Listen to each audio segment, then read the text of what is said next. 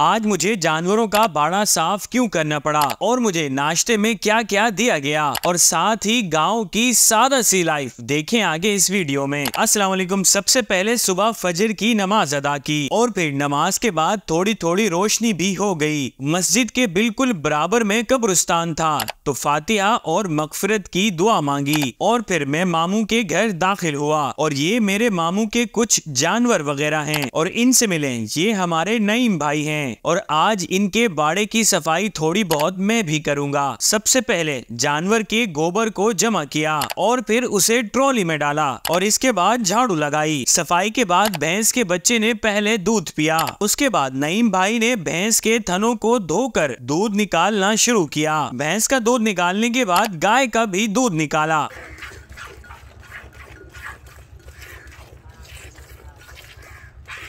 और इस अमल को चुआई कहते हैं। खैर फिर हम जानवरों के लिए घास काटने खेतों की जानिब रवाना हो गए। रास्ता बहुत ही खूबसूरत था। तो मेरे कंबाले चावड़े ना ध्यान एडी घर में कंबाले ड्राइवर छुअर पक्का है उस्ताद।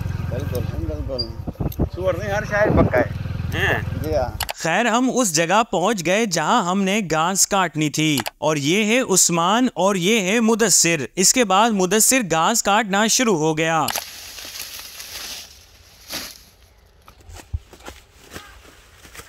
घास काटने में थोड़ा बहुत हिस्सा मैंने भी मिलाया।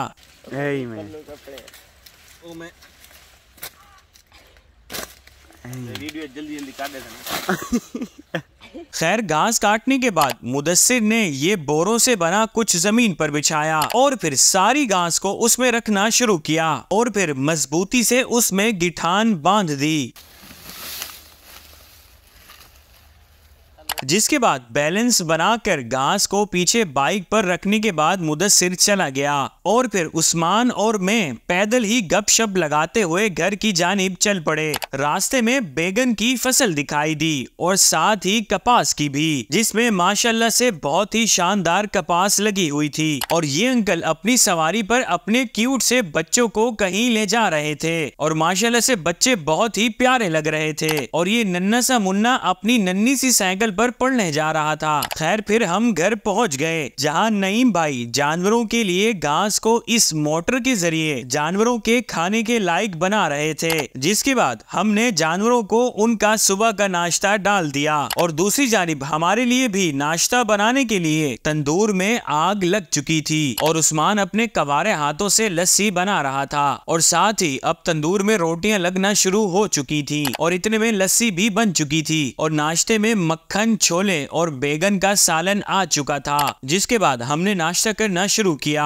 और साथ में लस्सी भी पीना शुरू की। खैर फिर नाश्ते के बाद ओरिजिनल और ताजे दूध की चाय भी आ गई। चाय पीने के बाद उस्मान ने उठाई चारपाई और हम बाहर की जानिब चल पड़े जहां दरख्तों के साए तले चारपाई को रख दिया और फिर उस्मान और मैंने थोड़ी बातें वगैरह की।